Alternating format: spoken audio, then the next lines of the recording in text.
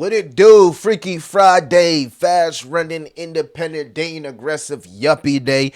It's your boy Crypto Millie. I'm back with another one, guys. I'm looking at the chart. I'm looking at the same thing you guys are looking at. The market last night was crazy, right? The media came and they put out the world seven, right? And you know how the media does. They dress up things, allegedly dress up things, right? But at the end of the day, it looks like peace could be on the horizon. Though anything could happen, guys. It's important to note, and I found a pretty good chart here that kind of explains usually the market reaction to invasions and wars, and you can see each time that you've more times than not, should I say, not each time, but more times than not, if you bought into an invasion or war, usually the market picked up after that, right? So this is very interesting, right? Very interesting, tweet from my guys over here at Rich Quack.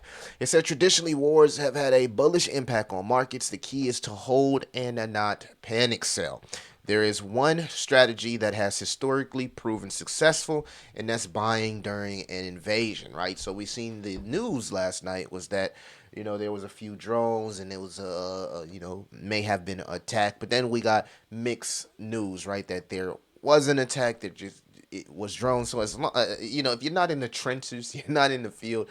We honestly don't know what's going on over there. But what we over here, what we preach on is peace and prosperity. So, yesterday the market was dropping very fast, but it rebounded just as fast. You can see on the daily here, market looking pretty good, trying to rebound. BTC was able to dip right below 60K at about 59, and then rallied real quick back to 65K. So you cannot ignore that there is strength in the market. In today's video, we're going to be talking about the bullish catalyst and the bearish catalyst to come. So if you like these type of videos, guys, make sure that you like, subscribe, hit the notification bell. We need 100 likes up in this joint. It's Friday. We need 100 likes. We need to push out this content to people across the world, especially new people that get into crypto, right? Consider joining the Discord and see, hang around, see what we got going on over there. All right, so market even looking pretty decent even on the hour here, as there we can't deny that there is strength inside the market here, right? So crypto markets will be driven by macro factors following the halving. So we got a lot of stuff to look forward to after the halving, right? If you do not know, like, we're right, guys. I remember when the halving clock was like at 200 days, right?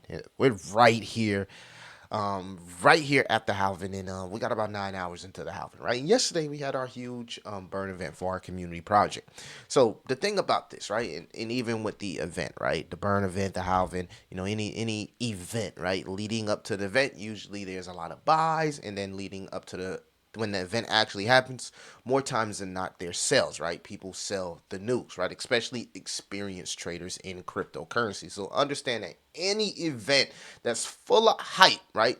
It doesn't matter what it is. It could have been the ETFs. It could have been, this catalyst, that catalyst. 75% of the time, it's a buy the rumor, sell the news event, right?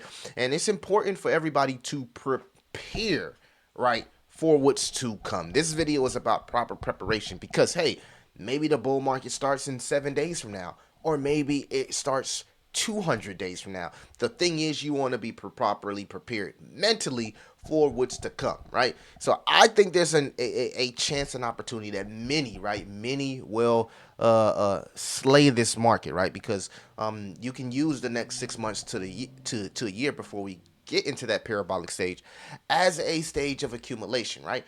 Or you can get shook out the market. Now, depending on when you got into market, will depict it upon if getting shook out the market could be good or bad for you. Now, if you're new into crypto, right?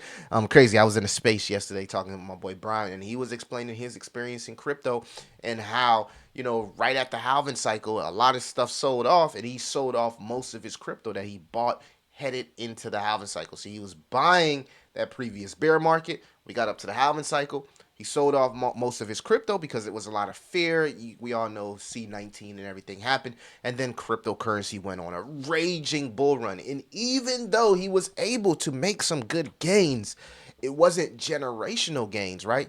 Because he wasn't in crypto for that parabolic stage. And if you sell now, you can always hop back in, right? You can always find another opportunity, but you mitigate against your gains from buying at those lows and buying at those floor levels. Technically speaking, normally, right, any halving cycle, you can see this is the first halving cycle. It took us about 259 days before we actually started to see some movement in the for the Bitcoin bull run, right? It took us about 259 days. This was 2016. Over here, we got 2020. And actually, let's go back. All right. So the first halving, I want to rephrase that. It took about 300 days before we actually got some movement from BTC, right? And this is just BTC, and we'll cover the altcoin market next. The next halving, 216, it took us about 259 days before we seen a raging bull run, right? And then the last halving, right, was the outlier here because we had such a huge drop because this was really a black swan event. It took us about 140 days before we seen a raging, I'm talking about raging bull market here from Bitcoin, right? So it's safe to say, right, at least prepare yourself for sideways action, accumulation, and maybe some dips and pain for the next 6 months to the year, right? In my opinion, what can confirm that is normally headed into the halving cycle, we get the DXY. Outside of just 2020, normally the DXY pumps for the first 150 to 200 days, right? First halving, the DXY pumped for 203 days. There was a lot of sideways action for crypto. Crypto was bearish, right? When the DXY capitulated, crypto got bullish. The next halving, 2016, DXY, power of the dollar, ran up for about 154 days. There was sideways action again in 2016, but when the DXY capitulated, risk on assets started to perform well. The only outlier here was the third halving, where it was just a black swan event, right? It was C19. Everybody was trapped in the houses. You know what I mean? A lot of people were out of work, things of that sort. And the government turned on the money printer, which caused a insane bull run, right? Insane bull run. So, just taking a look at the others chart here again, that bull run that we seen from 2020, a lot of people would say that it was manufactured, right? Manufactured. It was the relief programs. It was this, the stimulus, this, that, and that they don't know if we could have another bull run like this. But again, you cannot sleep on, and we had this conversation in the AMA yesterday, you can't sleep on the institutional money that's starting to come into crypto. You can't sleep on the success that El Salvador has had with integrating Bitcoin into the financial system of their country, where their crime is at an all-time low, right? In tourists and their economy is starting to flourish, right? So you don't think a lot of countries pay attention to that? Yes, countries pay attention to that, right? And the one thing about countries is they're very competitive, right? Everybody wants to win the race, to win the technology race, to win the AI race, to win the Bitcoin race, right? So yeah, they're watching that. And I expect countries to get even more bullish on Bitcoin as that supply decreases, as the more countries, institutions, suits and ties, the black rocks, right? These entities get into crypto.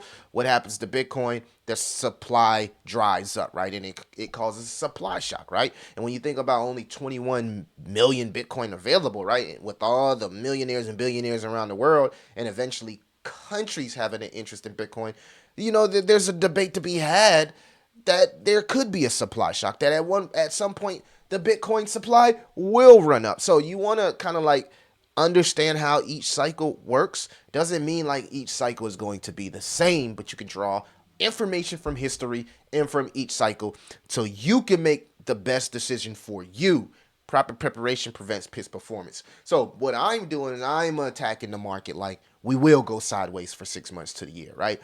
There's been a lot of bearish catalyst here that we do have, right? That a lot of people tend to ignore, right? So, and this part of the market is designed to shake you out, right? Because everybody is not supposed to become a crypto millionaire. It's just not going to happen, right? Many people will not make it. Most people will mess this up. Most people just don't have the finances to continue to endure that type of pain because they don't have a consistent income. Normies, regular people like us, right? I'm not talking about the real wealthy people like some of y'all in the comments. I get it, y'all. Y'all just mega rich. Y'all living in Dubai. Y'all can just do whatever y'all want to do and let the market come to you. Most people can't, right? So you got to prepare yourself for this, right? The biggest thing, have an income. Don't overextend yourself. Gradually enter the market. Preserve dry powder for new opportunities, new narratives. All of this is the perfect recipe for success in becoming a crypto millionaire. But no one said this is going to be easy. This isn't going to be easy. So, bearish catalyst, still just to have an eye out for, right?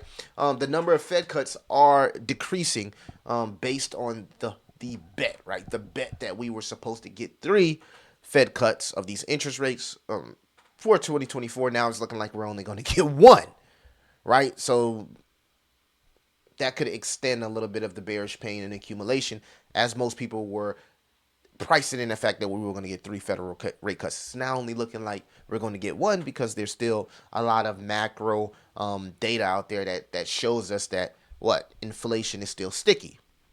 Another bearish catalyst. Let's not ignore that we still are in quantitative tightening. Fed has yet to turn on the money printer, and this is designed to dry you out, right? So as you're waiting for the bull run, you still got your bills. You still got your insurances, your mortgages, your car notes, whatever responsibilities that you have. You still have those responsibilities. And if you don't have consistent income coming in, you'll feel selling pressure from your portfolio because you can't endure this type of pain because you may need that liquidity for something else in the real world. So the most important thing, family, and please hear my far cry out here, consistent income, work ethic, go hard or go home. 2, the tension between these countries, right? Potential war, potential of a black swan event, and 4, the debt crisis, right? A lot of people don't want to talk about this, but there's a lot of debt out there, right? People have come to the point where they're just not paying their debt, right? The U.S. itself has tons of debt out there, right? There's been many complaints of if you're self-employed, that taxes are extremely expensive, right? So all of that is happening right now, and these are all bearish catalysts, and of course, the halving could be a buy the rumor, sell the news event as we get a little step closer to the halving. So keep that in mind, guys, that the crypto bull run is not just going to happen instantaneously. It's not going to happen like that, because if it did, everybody would become a crypto millionaire. You'll make it, we'll make it, but everybody ain't going to make it, right? Everybody ain't going to make it to the finish line, and they are about to make it, rumors, allegedly, as hard as it can be for the average normie like me and you to be able to access that financial freedom. So have a strategy, because people who don't plan to fail.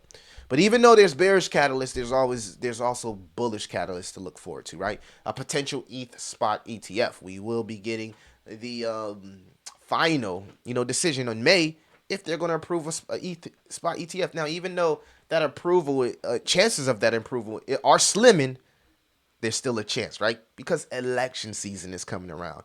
And historically, when election season comes around, Fed tends to turn on the money printer. Will this time be different? Who will work to sway your vote? 3, the Hong Kong ETFs, right? Bitcoin or ETH.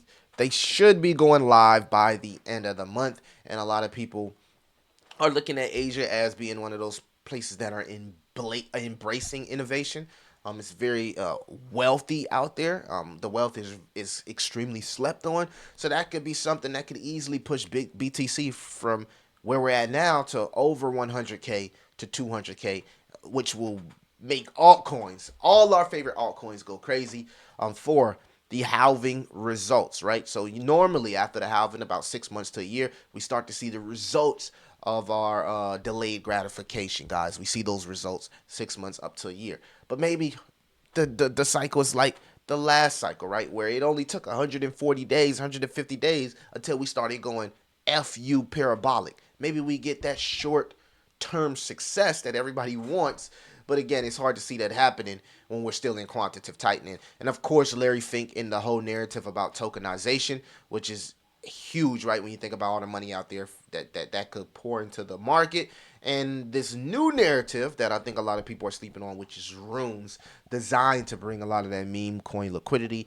that hype to the Bitcoin ecosystem, and eventually bringing DeFi to Bitcoin, where a lot of those suits and ties feel comfortable, earning in DeFi, building in DeFi, building things in DeFi within the Bitcoin ecosystem because it's the most liquid, right? Even more liquid than Ethereum. So, with all of these positive things that could send us, right? Just as much as you got good, you got bad, you got light, you got dark. So guys, let me know what you think about the current market sentiment, right? We got a lot to look forward to, but I think that we're a little bit more closer towards a correction in downside and selling pressure opposed to just bullish parabolic stage. I would just put out there for people to be cautious. I'm more bearish short term opposed to bullish short term, right? But I'm bullish long term. And my long term thesis is based off history and stats. Of course, this is not financial advice and anything can happen, but I am basing my preparation based off the history of the charts and the fact that we're in quantitative tightening, right? I want to acknowledge that, right? That, hey, we could have pain for a little bit longer, right? That we're not all the way out the window, right? The window of the macro winds, right? We still could have even more of a correction, right? Because when I look at the some of the indicators across the board, they're still peak bearish, right? With no sign of reversal. These are weekly momentum indicators, and they're all bearish right now. They're just bearish, right? This is the Bitcoin chart. You can see the stock RSI it's bearish. All right, if we go to the others chart, you can see the stock RSI is bearish, and there's no sign of confirmation. But we made it clear, if you just simply waited for confirmation here, confirmation here, confirmation, you just sat and wait for the stock RSI to just get oversold here and confirm that the momentum is about to change, then you made a lot of money here as the stock RSI crept back up. So guys, the indicators tell me we're still bearish. Short term, but we're heading to the end of that bearishness, right? And I'm not saying that this means crypto bull run is over. No. It's not what I'm saying, right? What I'm saying is, based off the history, we have a little bit of accumulation stage after the halving cycle. It gives you that chance to really double down on your convictional plays, or if you've been on the sidelines the whole time, this may be your opportunity. I also want to focus on the fact that let's hear to the Google Trends here. So let's swing over to the Google Trends. So we'll swing over to Google Trends here. Bow. Swing over to Google Trends. And close it out with this, right? So I like to kind of like see what's going on with the market, so you can have an idea if people are paying attention to crypto right now, right? We want to, a good sentiment checker is a social engagement, right? Coinbase ranking, these are some of the things that, and crypto is a worldwide asset, so you want to keep that in mind. And let's go by past 5 years here, and you can see that the interest is it's in an uptrend. It went up, it corrected, but the interest of crypto is in an uptrend. So more and more people do have their eyes here on cryptocurrency. Let's align that with the crypto here, and you kind of like see the same thing, right? Crypto is, cryptocurrency itself, it's pretty much turned it. It's back on the downtrend, right? So people have seemed to lose interest when we're going down, and it should be the absolutely opposite, right? You should take advantage of the dips when we're going down. If you think crypto is here to stay, right? If you think it's the future. If you don't think it's the future, then you don't believe none of this hog water that I'm spitting, right? And then you can see the interest in just the halving itself, right? We can just put halving, and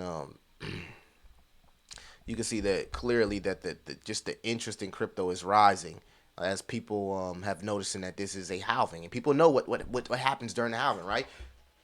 Bitcoin supply. That supply gets slashed, and normally 6 months to a year, you get a parabolic run from not just Bitcoin but also altcoins, guys. So I'm here to just keep you humble. I'm humbled. I don't know what is going to happen in this market, but I'm preparing for the worst. And I think if you prepare for the worst and things actually do well, well, then you feel good because it's like, okay, I was prepared for this thing for things to go bad, but things went well, opposed to just preparing for a FU bull run and then everything doesn't turn out the way that it turns out and you absolutely get wrecked. So I kind of like prepare for the worst, and then if things go a little bit better than what I expected, that's great for my preparation. Guys, hit that like and subscribe. Let's get 100 likes in here. Let me know what you think about the current sentiment of the market. Are you bearish? Are you bullish?